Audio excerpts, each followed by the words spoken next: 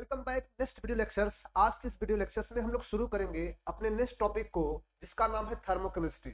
Thermochemistry एक बहुत ही interest topic है, आज इस पर हम डिस्कस करेंगे। और उस टॉपिक के डिस्कशन से पहले हम आपको कुछ मोटिवेशन लाइन से आपको रूबरू कराएंगे। आज की मेरी मोटिवेशन लाइन्स क्या है? वो क्या सफल होगा जो निर्भय हो गैरों पर, मंजिल तो उसको मिलती है जो चलता है अपने पैरों पर। वो क्या सफल होगा जो निर्भय हो गैरों पर, मंजिल तो उसको मिलती है जो चलता है अपने पैरों पर। तो इसी लाइन के साथ हम आज शुरू करेंगे बहुत ही इंटरेस्टिंग टॉपिक पर, जिसका नाम है थर्मोकेमिस्ट्री। हम लोग शुरू करते हैं थर्मोकेमिस्ट्री। तो चलो शुरू करते हैं थर्मोकेमिस्ट्री। थर्मोकेमिस्ट्री क्या है? Thermochemistry include the study of liberation over absorption of heat taking place in physical and chemical changes. मतलब थर्मोकेमिस्ट्री क्या इंक्लूड करती है कि amount of heat absorb over liberated in physical and chemical changes. जो physical और chemical changes होते हैं उसके दौरान क्या अमाउंट ऑफ हीट एब्जॉर्ब हो रही है, क्या अमाउंट ऑफ हीट रिलीज हो रही है। मैं आपसे कहना चाहता हूं कि जो थर्मोकेमिस्ट्री होती है based on first law thermodynamics, first law thermodynamics के बेस पर होती है। इसका मतलब अगर हम किसी भी based on first law thermodynamics, इसका मतलब किसी भी केमिकल रिएक्शन में जो भी केमिकल रिएक्शंस होता है, अगर उसकी हम बात करें, कोई भी केमिकल रिएक्शन होता है अगर हम उसकी बात करें, तो केमिकल रिएक्शन में जब भी कोई रिएक्टेंट होगा, चलो मान लो रिएक्टेंट है, क्या बना रहा है? प्रोडक्ट बना रहा है। तो रिएक्टेंट प्रोडक्ट जब बना रहा है तो उसमें होता क्या है? जो रिएक्टेंट साइड होता है और प्रोडक्ट साइड होता है, इसमें दो बातें होती हैं। इसे एज्यूम करो ये क्या है आपका? A2 है, क्या है बताओ? B2 है, क्या बना रहा है?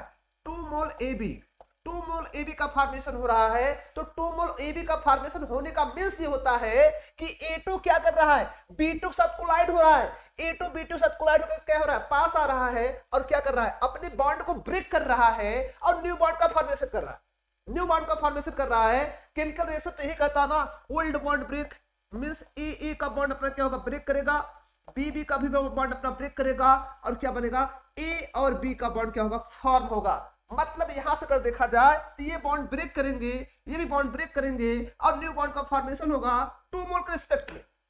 अब प्रश्न ये बना कि जब हम किसी बॉन्ड को ब्रेक करते हैं, ये रिएक्शन हुआ, इसे केमिकल रिएक्शन कहते हैं। कि मतलब क्या होता है? Old bond breaking and new bond formation are called as chemical reaction. And chemical reactions में कोई भी केमिकल रिएक्शंस होता है उसमें एनर्जी का होना स्वाभाविक होता है, एनर्जी का होना जरूरी होता है। मींस एनर्जी क्या होती है? उस रिएक्शन में जितनी एब्सॉर्ब होगी उसी के रिस्पेक्ट टू एनर्जी क्या होती है? उतना इमिट होती है। दैट इज एनर्जी क्या होनी चाहिए? पूरे ओवरऑल रिएक्शन की बैलेंस होनी चाहिए, बैलेंस होनी चाहिए। तो हम यहाँ पे प्रश्न करते हैं, इस समय यहाँ पे हमें क्या होगी? कुछ ना कुछ अमाउंट ऑफ हीट या एनर्जी को सप्लाई करने पड़ेगी for the breaking of bond. और यहाँ पर हम एनर्जी को सप्लाई करने की बात करेंगे, लेकिन जब बॉन्ड फॉर्म होता है तो एनर्जी क्या कर जाती है? इमिट कर जाती है। जनरल वर्ड में बात करना चाहता हूं तो रिएक्टेंट साइड आप देख पा रहे हैं कि बॉन्ड को ब्रेक करना है, एक एनर्जी का रिक्वायरमेंट होगा। और प्रोडक्ट साइड क्या होता है? एक बॉन्ड का फॉर्म होता है जो कि एनर्जी क्या करती है? इमिट करती है। मतलब एक साइड क्या होगा? एनर्जी का एब्जॉर्प्शन होगा, एक साइड एनर्जी क्या होगा? एमिशन होगा। और एब्जॉर्प्शन और एमिशन इक्विवेलेंट होने चाहिए on the basis of first law thermodynamics. अब यही क्या होते हैं कि अगर इक्वल नहीं होते, जब इक्वल नहीं होते तो यही हमें क्या करना पड़ता है कि जिस साइड इक्वल नहीं होते उस साइड की कमी को या अधिकता को हम क्या करते हैं? लिबरेट करते हैं, या तो एब्जॉर्ब करने के टर्म में हम लिखते हैं। इसी चीज को हम लोग देखेंगे आखिर क्या होता है जब केमिकल रिएक्शंस होते हैं। तो यहाँ पे मैं आपको कहना चाहता हूं, इस समय ये रिएक्टेंट साइड है, क्या है? ये रिएक्टेंट साइड है, ये क्या है? प्रोडक्ट साइड है। तो यहाँ पे क्या होता है? कुछ ना कुछ क्या होती है? एनर्जी चेंज होती है। उसी एनर्जी चेंज एनर्जी को हम एक नाम देते हैं इंथैल्पी चेंज। क्या नाम देते हैं? Enthalpy change. तो जो इंथैल्पी चेंज होती है, इसके लिए अगर हम लिखेंगे तो इंथैल्पी चेंज जो होती है उसको डेल्टा एस से दिखाते हैं, डेल्टा एस से दिखाते हैं इंथैल्पी चेंज। और ये कब के लिए की बात होती है? जब रिएक्शन किस पर हो रहा हो? At constant. किस पर हो रहा हो? एट कांस्टेंट प्रेशर पर हो रहा हो। तो एट कांस्टेंट प्रेशर पर हमने पढ़ा है जो हिट होती है, जो क्यूपी होती है, वह चेंज इंथैल्पी क्या होती है? बराबर होती है।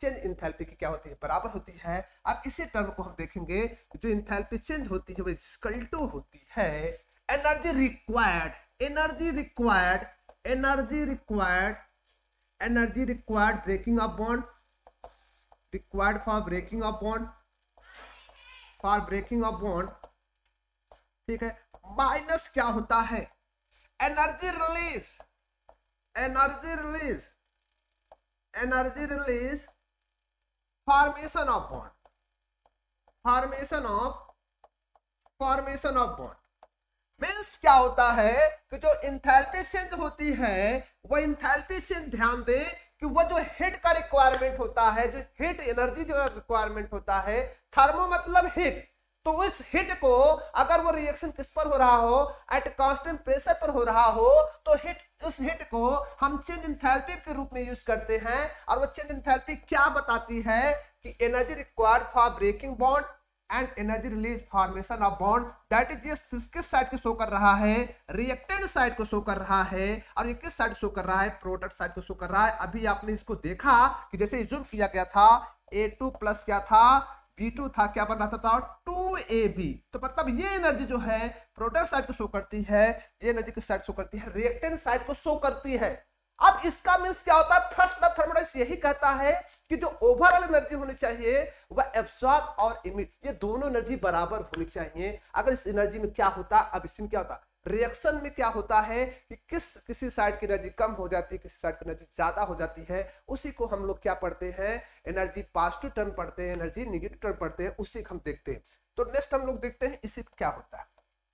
अब इस इंथैल्पी टर्म को जो हमने लिखा है, ये जो डेल्टा एस टर्म है, ये डेल्टा एस टर्म को जनरली लिखा जाता है enthalpy of product minus enthalpy of reactant for the reaction at constant pressure. At constant pressure जो इंथैल्पी चेंज होता है, enthalpy of product minus enthalpy of reactant के टर्म में पढ़ा जाता है। अस्यूम करो अगर ये हमारा क्या होता है, enthalpy of product, enthalpy of product is more then enthalpy of reactant अगर होता है तो डेल्टा एस की वैल्यू क्या बन जाती है, पॉजिटिव बन जाती है। क्या बन जाती है, पॉजिटिव बन जाती है। लेकिन अगर केस क्या होता है, केस नंबर फर्स्ट होता है, केस नंबर सेकंड ये होता है कि जब आपकी enthalpy of product is less than enthalpy of reactant होती है, इस केस में जो इंथैल्पी चेंज होती है वैल्यू क्या हो जाती है, निगेटिव हो जाती है। क्या हो जाती है, निगेटिव हो जाती है। अब मैं आपको बताना चाहता हूं तो एट कांस्टेंट प्रेशर पर अगर रिएक्शन चल रहा है, इसका मींस क्या करता है, अगर इसी वर्ड को हम यहां पर दिखाना चाहते हैं कि अगर वो प्रोसेस किस पर चल रहा हो,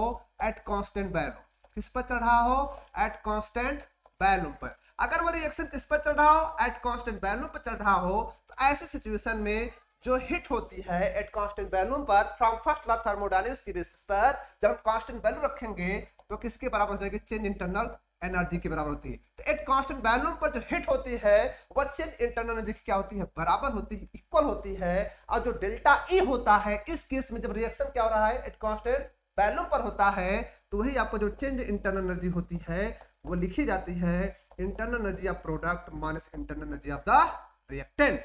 और इस केस में क्या होगा, अगर internal energy of the product is more then internal energy of the reactant कर दिया जाए, तो ऐसी सिचुएशन में जो हमारा डेल्टा ई होता है, चेंज इंटरनल एनर्जी क्या हो जाता है, पॉजिटिव हो जाता है। अगर सपोज करिएगा किसी सेकंड सिचुएशन को हम देखें कि internal energy of the product is less than internal energy of the reactant, ऐसे सिचुएशन में चेंज इंटरनल एनर्जी क्या हो जाती है, निगेटिव हो जाती है। क्या हो जाती है, निगेटिव हो जाती है। तो मींस यहां पर जो इंथैल्पी चेंज है, that is energy, that is hit जो होती है, उसको दो फॉर्म में लिखा जाता है, चेंज इंथैल्पी के फॉर्म में एंड चेंज इंटरनल एनर्जी के फॉर्म में। वो डिपेंड करता है कि जो रिएक्शन प्रोसीड हुआ है, थर्मोकेमिस्ट्री में आप यही देखना चाहेंगे कि जो रिएक्शन प्रोसीड हो रहा है, दैट इज रिएक्शन जो कंप्लीट हो रहा है, उस कंप्लीट रिएक्शन में वो कांस्टेंट टेम्परेचर पर चल रहा है कि कांस्टेंट वैल्यू पर चल रहा है, बस उसकी एनर्जी, दैट इज उसकी हिट को हम दो टर्म यूज करते हैं, चेंज इंथैल्पी और चेंज इंटरनल एनर्जी पर करते हैं। और दोनों सिचुएशन में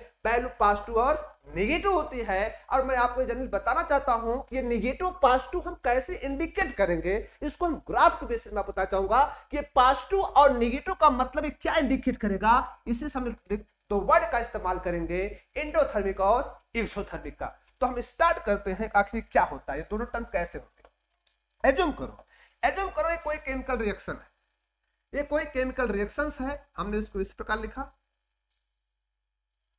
ये रिएक्शंस है, ये रिएक्शंस है, ठीक है। और ये क्या है, एनर्जी, हमने इसको एनर्जी रखा, एनर्जी और रिएक्शन। ये क्या रिएक्टेंट है, क्या है, अब इज्यूम किया गया, अब यहाँ पर मान लो ये रिएक्शन जो प्रोसीड है, ये रिएक्शन जो प्रोसीड है किस पर है, तो किस पर है, एट कांस्टेंट, किस पर है, एट कांस्टेंट प्रेशर पर है। तो हम यहाँ पे इस्तेमाल करेंगे इंथैल्पी ऑफ प्रोडक्ट, ये होगा, और ये क्या होगा, इंथैल्पी ऑफ रिएक्टेंट। बोलो enthalpy of product, enthalpy of reactant sorry. तो ग्राफ के बेसिस पे अगर हम देखें तो बताओ किसकी एनर्जी ज्यादा है, यही एनर्जी इंथैल्पी के टर्म में लिखी जाएगी जब किस पर होगा, बस एट कांस्टेंट प्रेशर हो रहा है। तो बताओ यहाँ पे इस ग्राफ में क्या दिख रहा है, जो इंथैल्पी ऑफ प्रोडक्ट है more than enthalpy of reactant दिख रहा है। आप खुद देख सकते हैं ये वैल्यू क्या है, वैल्यू इस वैल्यू से ज्यादा है। तो ऐसी सिचुएशन आप खुद समझ सकते हैं कि इस क्या शो कर रहा है। इसका मतलब यहाँ पर जो डेल्टा एच की वैल्यू आने वाली है वो क्या आ जाएगी, पॉजिटिव। तो मैं सॉरी मतलब प्रोडक्ट तक पहुंचने के लिए, प्रोडक्ट तक पहुंचने के लिए, इस प्रोडक्ट की एनर्जी तक पहुंचने के लिए हमें इतना हीट का क्या होगा, रिक्वायरमेंट होगा। मतलब इतनी एनर्जी हमें क्या करनी पड़ेगी, एब्सॉर्ब करनी पड़ेगी। मतलब ये पॉजिटिव से इंडिकेट कर रहा है प्रोडक्ट की एंथैल्पी के बराबर पहुंचने के लिए रिएक्टेंट को उतनी एनर्जी क्या करनी पड़ेगी, एब्सॉर्ब करनी पड़ेगी। आप खुद देख पा रहे हैं हम उसको अप जा रहे हैं, अप मतलब हमें बढ़ना पड़ेगा, हमें आगे जाना पड़ेगा, हमें एनर्जी को एब्सॉर्ब करना पड़ेगा। अब इसका सेकेंड टर्म ये होता है, अगर यही टर्म क्या होता, एट कांस्टेंट वैल्यूम पर होता, अगर यही टर्म क्या होता, एट कांस्टेंट वैल्यूम पर होता, अगर वैल्यूम कांस्टेंट पर होता तो ये क्या हो जाती बताओ, internal energy of the product, और ये क्या होता है, internal energy of the reactant. फिर वही प्रश्न आता, प्रोडक्ट की इंटरनल एनर्जी क्या है, is more then internal energy of the reactant. यहाँ पर डेल्टा ई भी क्या जाता बताओ, पॉजिटिव आता। तो ये जो टर्म आपको इंडिकेट कर रहा है, पॉजिटिव जो टर्म इंडिकेट कर रहा है, delta is positive, delta is positive, इसी स्टेटमेंट को हम एक नाम देते हैं जिसका नाम होता है एंडोथर्मिक रिएक्शन। क्या होता है, एंडोथर्मिक रिएक्शन, इसको नाम दिया जाता है एंडोथर्मिक रिएक्शन। ये आपका एंडोथर्मिक रिएक्शन को इंडिकेट करता है। लेकिन एज्यूम किया जाए इसी रिएक्शन को अगर हम ग्राफिकली अगर देखें, इसमें बस एक चेंजेस कर दिया जाए, ये आपका ये रिएक्शन है, प्रोसीड है, ये क्या है, एनर्जी है। इस ग्राफ को थोड़ा मैंने इस प्रकार बनाया, ये रिएक्टेंट है, क्या है, प्रोडक्ट है, क्या है, प्रोडक्ट है। शायद आप देख पा रहे हैं कि इस एनर्जी को अगर हम देखें एट कांस्टेंट प्रेशर पर देखें, एट कांस्टेंट प्रेशर पर देखेंगे तो बताओ ये क्या एंथैल्पी ऑफ प्रोडक्ट में आ जाएगी और ये एंथैल्पी ऑफ रिएक्टेंट में आ जाएगी। अब शायद आप देख सकते हैं कि एंथैल्पी ऑफ रिएक्टेंट और एंथैल्पी ऑफ प्रोडक्ट में क्या अंतर हो रहा है, मतलब पिक जो हो रहा है डाउन हो रहा है। मतलब यहाँ पर enthalpy of product is less than enthalpy of reactant, that is delta H की वैल्यू क्या हो जाएगी, निगेटिव हो जाएगी। मींस आपको ये क्लियर करना पड़ेगा, मतलब रिएक्टेंट को प्रोडक्ट के पास पहुंचने के लिए, रिएक्टेंट को प्रोडक्ट के पास पहुंचने के लिए, इज्यूम करो रिएक्टेंट को किसके पास पहुंचने के लिए, इस रिएक्टेंट को किसके पास पहुंचने के लिए, प्रोडक्ट के पास पहुंचने के लिए एनर्जी को क्या करना पड़ेगा, डाउन करना पड़ेगा। डाउन मतलब कम करना पड़ेगा, कम करने मतलब उसको रिलीज करना पड़ेगा, उसको रिलीज करना पड़ेगा। अगर इज्यूम करो यही हमारा प्रोसेस किस पर हो रहा है, एट कांस्टेंट क्या हो रहा है, वैल्यूम पर हो रहा है। अगर कांस्टेंट वैल्यूम पर होगा तो यही हमारी क्या होगी, internal energy of product, sorry internal energy of product, internal energy of product जो लेस देन हो जाएगी किससे बताओ, इंटरनल एनर्जी ऑफ रिएक्टेंट, और डेल्टा ई की वैल्यू क्या आ जाएगी, नेगेटिव आ जाएगी। मतलब एनर्जी को डाउन करना है, एनर्जी को छोड़ना है, रिलीज करना है। और ऐसी सिचुएशन में जो हमारा प्रोसेस हो जाएगा उसका नाम हो जाएगा एक्सोथर्मिक। क्या हो जाएगा, एक्सोथर्मिक होगा। मतलब कुल मिलाकर जो रिएक्शन का हिट है, रिएक्शन की जो एनर्जी चेंज हो रही है रिएक्टेंट से प्रोडक्ट में जाने में, बस यही डिसाइड कर रही है कि कुछ रिएक्शंस में एनर्जी को अब्सॉर्ब करनी पड़ेगी। Energy of reactant equivalent for the energy of product को करने के लिए, energy of reactant equivalent energy of product को इक्विवेलेंट करने के लिए वो एनर्जी को अब्सॉर्ब करेगी। और कुछ केस में energy of reactant equivalent to energy of product को करने के लिए वो एनर्जी क्या कर रही है, रिलीज कर रही है। और जिसमें रिलीज करती है उसे एक्सोथर्मिक कहते हैं, और जिसमें एब्सॉर्ब करती है उसे एंडोथर्मिक कहते हैं। For complete balance chemical reaction according to first law thermodynamics, according to first law thermodynamics यही स्टेटमेंट होता है कि एनर्जी को बैलेंस करना है, रिएक्टेंट की एनर्जी को प्रोडक्ट की एनर्जी के बराबर रखना है। तो बराबर रखने का मतलब है इस रिएक्टेंट को प्रोडक्ट के पास पहुंचने के लिए अपने को एनर्जी को एब्सॉर्ब करना पड़ेगा।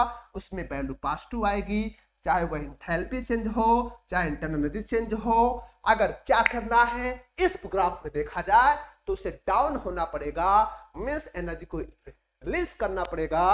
तो यहाँ पे जो वैल्यू होगी वो चाहे एंथैल्पी चेंज होगी वो भी नेगेटिव होगी, और चाहे इंटरनल एनर्जी वो भी क्या होगी, नेगेटिव होगी। तो हम देखते हैं नेक्स्ट, देखते हैं नेक्स्ट क्या कह रहा है।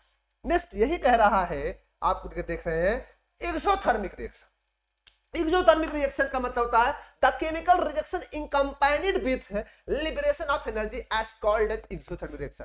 मींस अभी मैंने प्रश्न किया कि हम एक्सोथर्मिक उसको नाम देंगे, एक्सोथर्मिक उसको नाम देंगे जिसमें क्या होता है, कोई रिएक्शन हुआ, एज्यूम करो कोई रिएक्शन आपका हुआ, वह रिएक्शन क्या है, एज्यूम करो ये रिएक्शन हमारा क्या हुआ, A2 प्लस B2 हुआ, और क्या बना दिया, 2AB बनाया।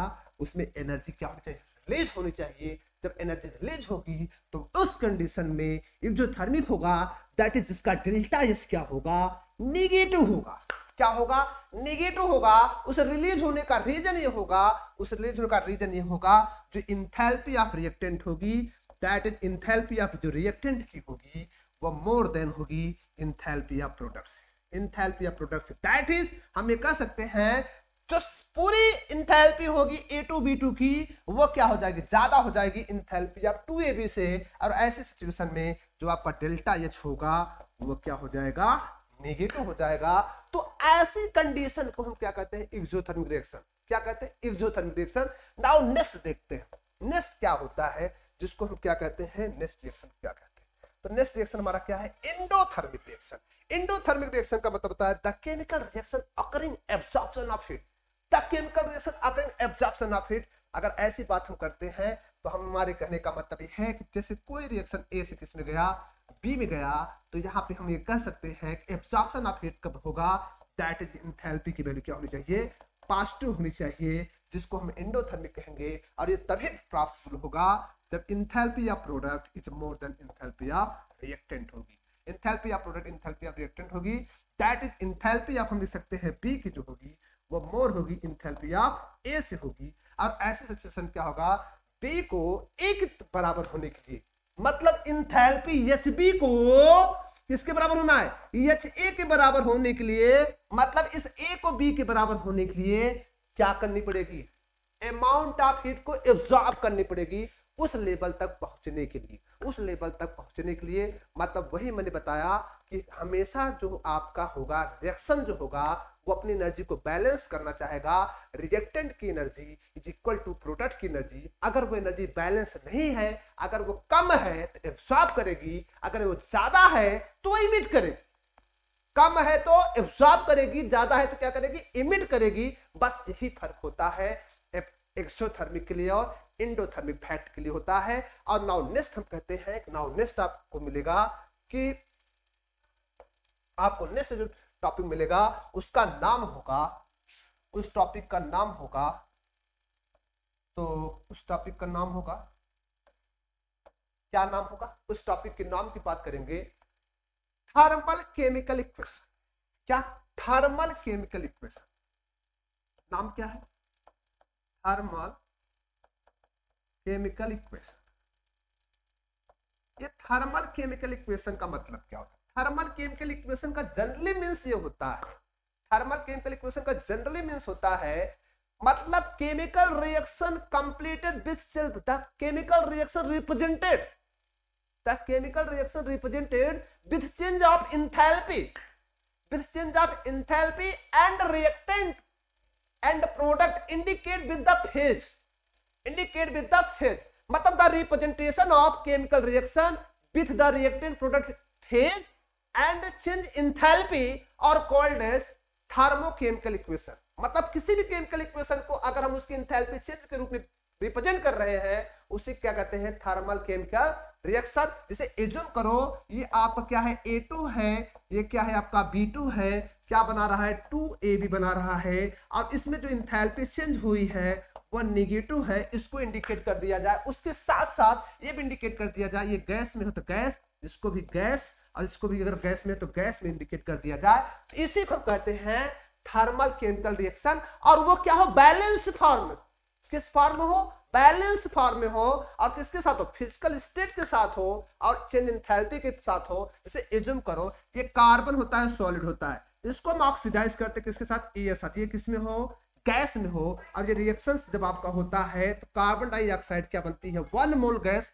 बैलेंसिंग कंडीशंस में है, और जो इसकी इंथैल्पी चेंज होती है वह इंथैल्पी चेंज नेगेटिव होती है, उसकी कुछ यूनिट होती है 94 kilo calorie. 94 kilo calorie, that is, ये आपको समझ सकते हैं कि अगर हम कार्बन को, कोयले को जलाते हैं तो एनर्जी रिलीज होती है, और उसी का हम लोग इंजॉय लेते हैं आज के ठंडी के दिनों में, उसी का एंजॉय आज के ठंडी के दिनों में आप ले रहे हैं कि एनर्जी जो रिलीज हो रही है उसी का आप एडवांटेज ले रहे हैं ठंडी के दिनों में। तो 94 किलो कैलोरी क्या इंडिकेट करे, नेगेटिव वैल्यू शो कर रही है। इसका मतलब जो यहां पर क्या होगी, इंथैल्पी होगी, जो इंथैल्पी होगी दैट इज हीट होगी या एनर्जी होगी, वह रिएक्टेंट की क्या होगी, ज्यादा होगी। किससे बताओ, प्रोडक्ट से ज्यादा होगी। किससे ज्यादा, प्रोडक्ट से। और इसको इक्वल करने के लिए, प्रोडक्ट की और रिएक्टेंट की इंथैल्पी इक्वल करने के लिए ये इतनी एनर्जी को क्या करता है, इमिट करता है for the complete the balance the chemical reaction, complete and balance the chemical reaction. तो इस स्टेटमेंट को कहते हैं thermal chemical equation, thermal chemical equation.